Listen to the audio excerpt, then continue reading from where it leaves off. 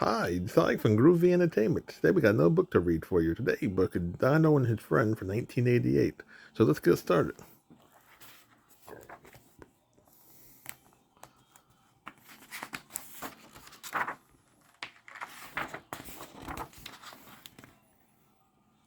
Tonight is a very important night for Donald Duck. It's his birthday. He spent the whole day scrubbing and dusting and cleaning his house for the big party he is throwing for his friends.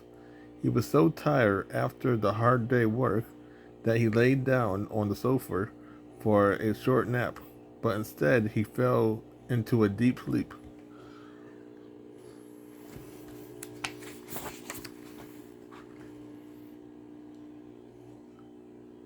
The doorbell rang, but Donald was in the middle of a dream. He thought the doorbell was the telephone ringing, but when he reached over in his dream to pick it up, he slipped off the sofa and fell on the floor. Ouch, he muttered as he hit the floor. I must have fallen asleep. The doorbell rang again. Oh no, my guests are here. I hadn't cooked dinner yet. He thought in a panic as he went to open the door.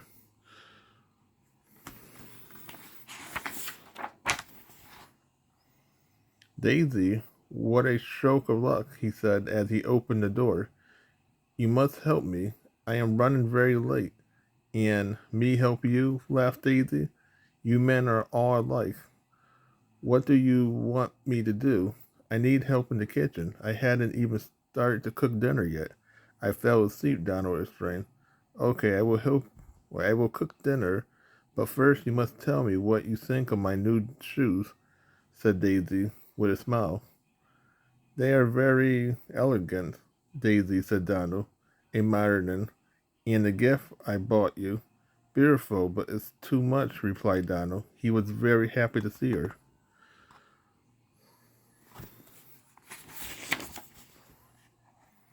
As Donald unwrapped Daisy's gift, she had given him a wonderful fly swatter. The doorbell rang again. Minnie and Mickey had arrived. Donald led them to the living room. Where is Daisy? Asked Minnie. She told us she would come early. Daisy, well, she stammered Donald. He was too embarrassed to tell Minnie that Daisy was cooking dinner in the kitchen.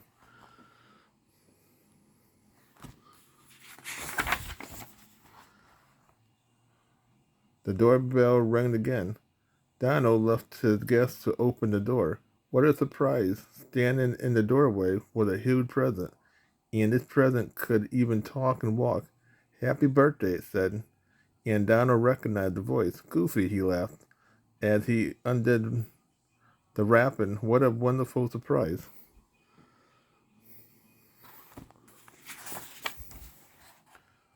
Pluto was the fourth guest to arrive. Donald's three nephews, Huey, Dewey, and Louie, heard their friends bark. They ran out of the kitchen, where they had been helping Daisy. They couldn't wait to play with him. They reached for Donald's gift, but Pluto wouldn't let them have it. After all, it was Donald's birthday, not theirs. Huey, Dewey, and Louie was disappointed, but everyone started to sing happy birthday to Donald, and they joined the chorus. They had a good laugh. Hadn't Goofy looked funny unwrapping? Wait, hadn't Goofy looked funny wrapped up as a gift?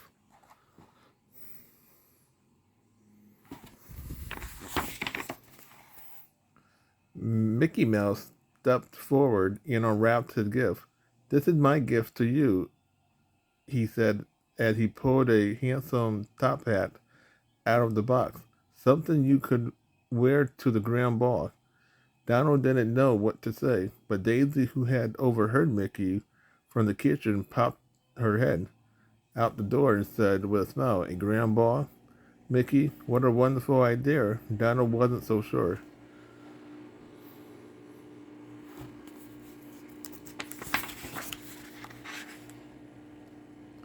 Come on, Uncle Donald, try it on, shouted his nephew impatiently.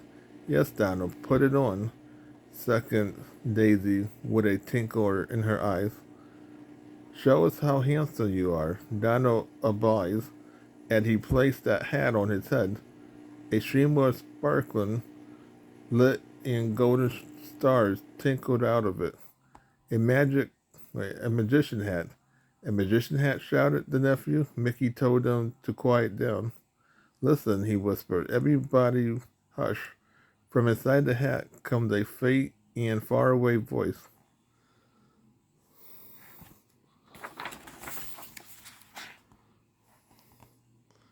Mr. Rabbit, where are you going so fast? Said the voice. Donald flipped the hat over. Alice in Wonderland, he exclaimed. Everyone rushed over and took a peek. What is she looking for? Asked Louie. She is after the white rabbit, explained Dewey. Will she catch him? Of course she will, replied Dewey. They only, but only after she meet with the Cheshire Cat and the Martian Hare and the terrible Queen of Heart in the Kingdom of Cards.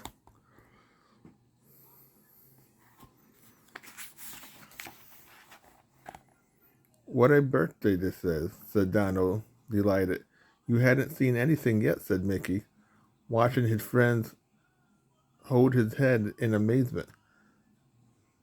The recursion sound of cymbals filled the room and was followed by a gentle tune played on a harp.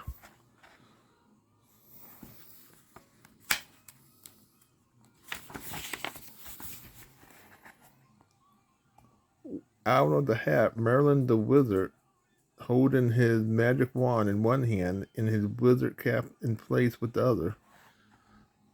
Peter Pan was next, and Huey explained, it is a good thing he didn't bring that awful Captain Hook and his crocodile with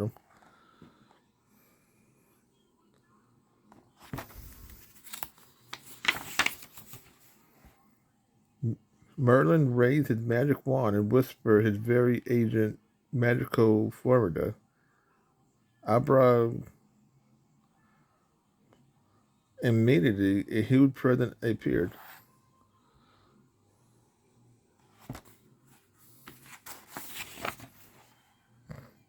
Donald couldn't wait to open this present. It was huge.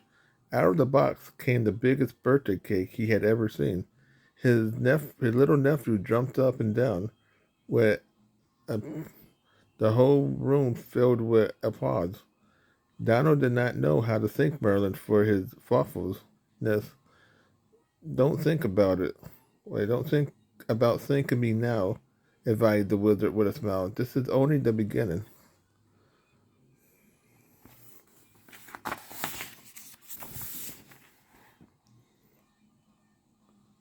Whispered Merlin again. The cake grew even larger. Then a piece of chocolate broke off and a door appeared. The door appeared, when the door opened and Snow White and the seven dwarfs stepped out, each greeting Donald with a present.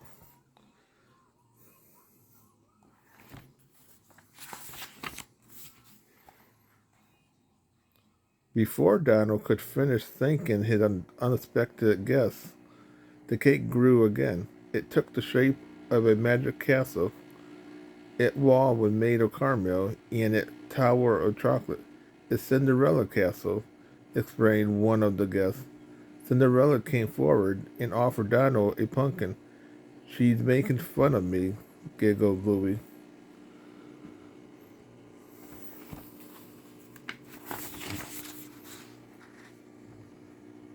But the pumpkin turned into a sports car when Donald put it on the floor. Huey, Dewey, and Louie couldn't believe their eyes.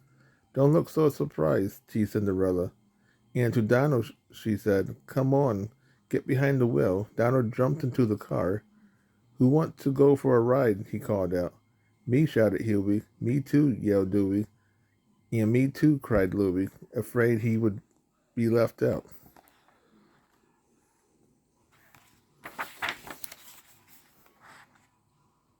Everyone went for a ride in Donald's sports car. Merlin had no more tricks up his sleeves, so Mickey sent them back into the hat. Goodbye, Peter Pan, said Louie. Will you come back for my birthday? Yes, I will, promised Peter Pan, and he disappeared into the hat.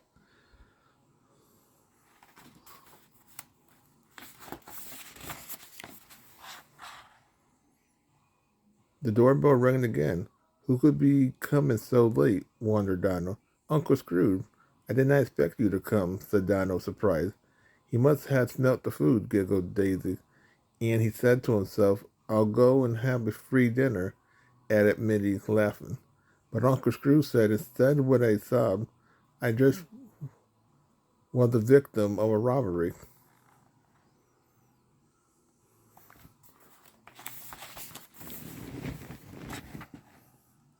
A robbery? Cried Donald in disbelief. Yes, a most horrible robber, insists Uncle Scrooge. If only I had not bought you that beautiful present. What beautiful present? Asked Donald. The one I bought you, of course, said Uncle Scrooge, annoyed. I was on my way here carrying your present when a robber jumped on top of you and ran away with my present, finished Donald, who did not believe this tale of misery. If you searched your pocket, teased Donald, you might find a little piece of it.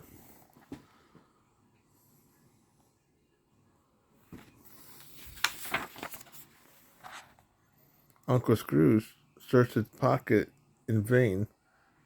Uncle Scrooge, you have got just bad luck, said everyone, tongue to cheek. Since you lost my present, Uncle Scrooge, take this one, said Donald. Uncle Scrooge realized that they were making fun of him. He flew into a rage.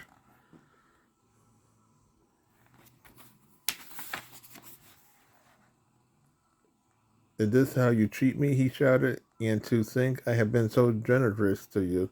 Everyone burst out laughing. Uncle Scrooge was live. He threw whatever he could get his hand on at Donald, but Donald ducked in the present. Books, lamp, and telephone hit.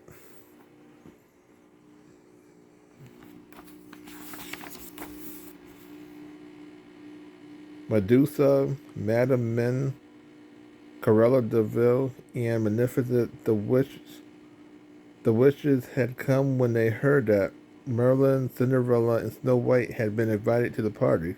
They had hid in a dark corner of the room, but now they were discovered, so they left as fast as they could, to everyone's delight.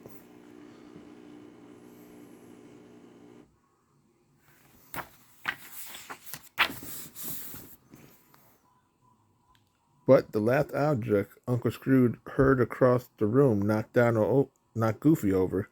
He was very surprised, and he worried that something else would hit him as well, but instead a beautiful and soothing music filled the room. Even Uncle Scrooge forgot his anger and listened to the music.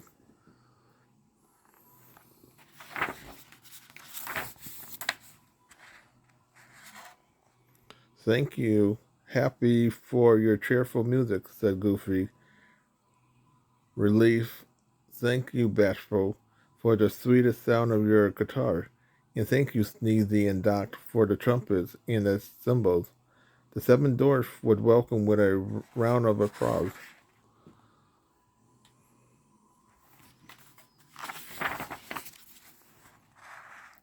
For once, Sleepy was wide awake, pawing an organ on wheels, while Grumpy was at the keyboard in a good mood.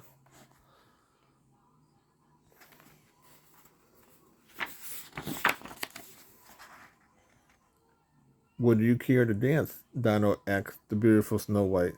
I would love to, replied Snow White. Donald blushed with delight. For one dance he would be Prince Charming.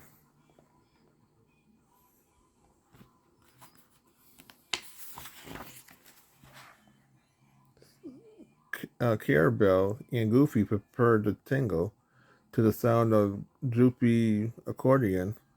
They paced the floor and twist and paced the floor again. When the dance was over, they received a hearty applause.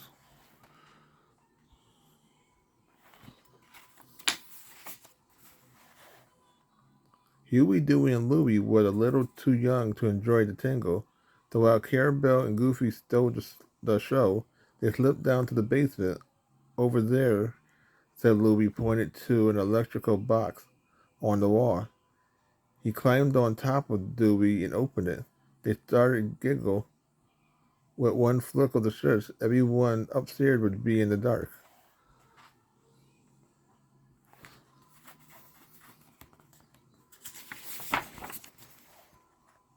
When the lights went off, Donald was so surprised he did not know what to say. He had no time to scar his three nephews because the insist they return to the room the show began. Take your seat, giggled Dewey. It's showtime.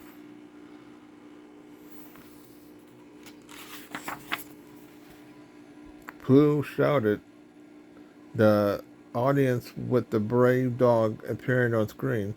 He was peacefully sleeping, but a slow and suspenseful music foretold a future mishap.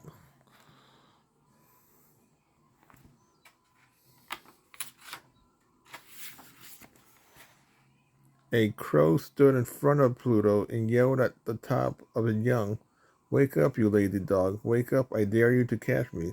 Pluto woke up with a start. Graw, he rumbled.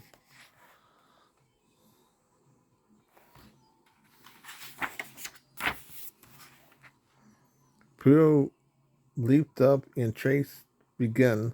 The audience was delighted. Go, Pluto, go, they cheered.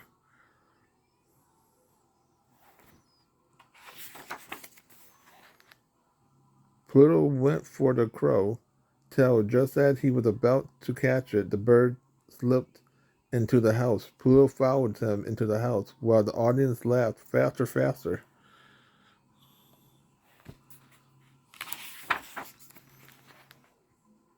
Inside the house, a big surprise awaited Pluto.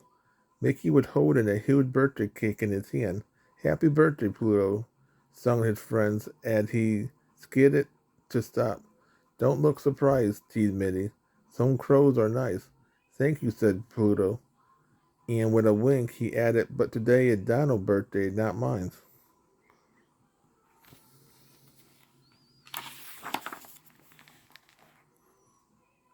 Yes, it is indeed Donald's birthday today, said a voice from the back of the room. The light was turned on. Gladstone Gaynor, explained Donald. In a flash, or in the flesh, said Gladstone, dressed up to the hilt. He pointed to a huge present next to him and said, my dear Donald, this is a very small gift for you. I hope it suits you.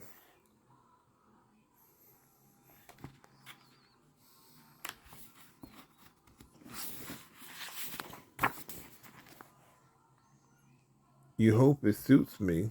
Asked Donald, not understanding. Yes, I hope it suits you, or please you. To put it plainly, in any case, I'm sure that I am better at choosing gifts than your Uncle Scrooge, he continued. Just imagine, he gave me an hourglass for my birthday. Donald Duck and his friends listened carefully. They knew better than to interrupt Gladstone. Uncle Scrooge had, meanwhile, very quietly slipped under the table.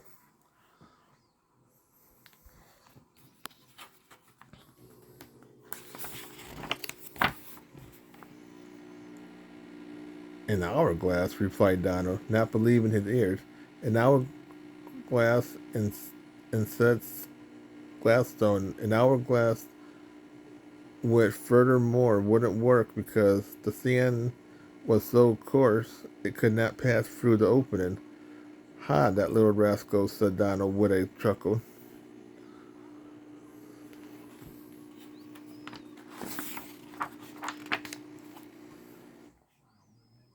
Indeed, he is a rascal, continued Gladstone, but I heard I had my revenge. A week after he gave me this useless gift, I called him on the telephone. Hello, Uncle Scrooge, I said. This is Gladstone calling to thank you for your marvelous gift.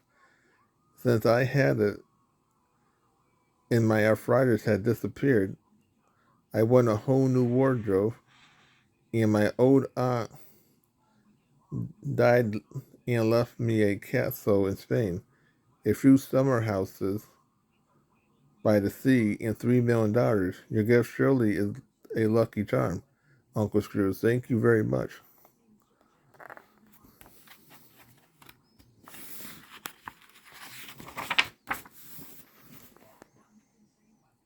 The following day, Gladstone went on. Uncle Scrooge came to see me. He wanted his gift back. He was even willing to part with a few of his beloved greenback.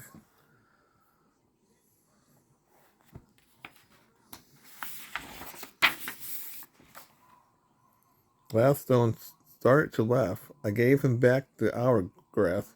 The next day, Uncle Scrooge called me. He was very upset. The night before, he had been robbed. Tongue in cheek, I asked him, "Did you leave the good luck charm behind?" "That's all they left," cried Uncle Scrooge. "I will get rid of it this very moment." With that, he hung up on me.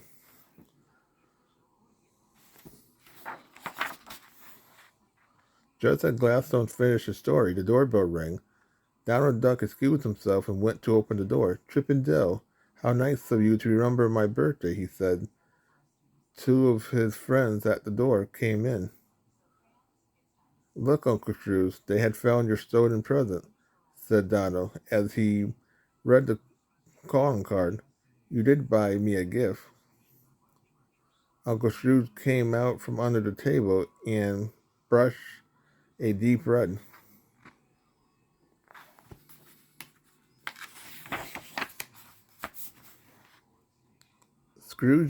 Donald opened the box and pulled out the hourglass. Everyone in the room broke into laughter. Everyone but Uncle Scrooge. "What is so funny?" he asked, but no one had heard him. They was laughing too hard.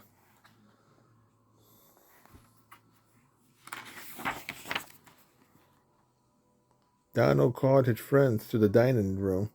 Daisy had cooked a delicious meal.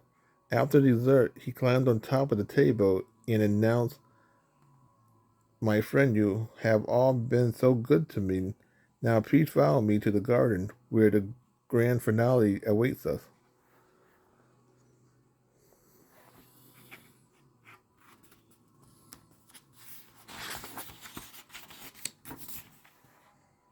Everyone followed him outside. Donald stepped up to an detonator and said, "Now stay still and keep your eyes open because you are about to see the greatest show ever."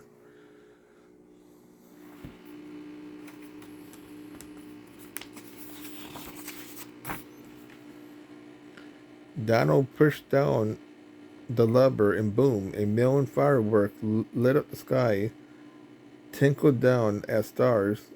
"Ooh, ah," they gasped, all but one individual who cried out for help.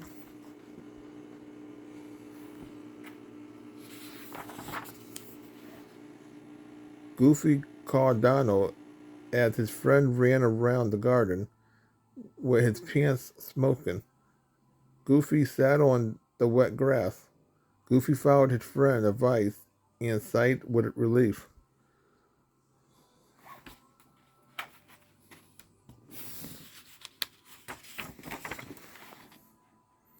The party came to an end, and though everyone was a little sad that the fun was over, they all had enjoyed themselves. Even Goofy, who had lost his pants to the fireworks, was laughing. "See you next year," he called out to Donald and his friends as they left.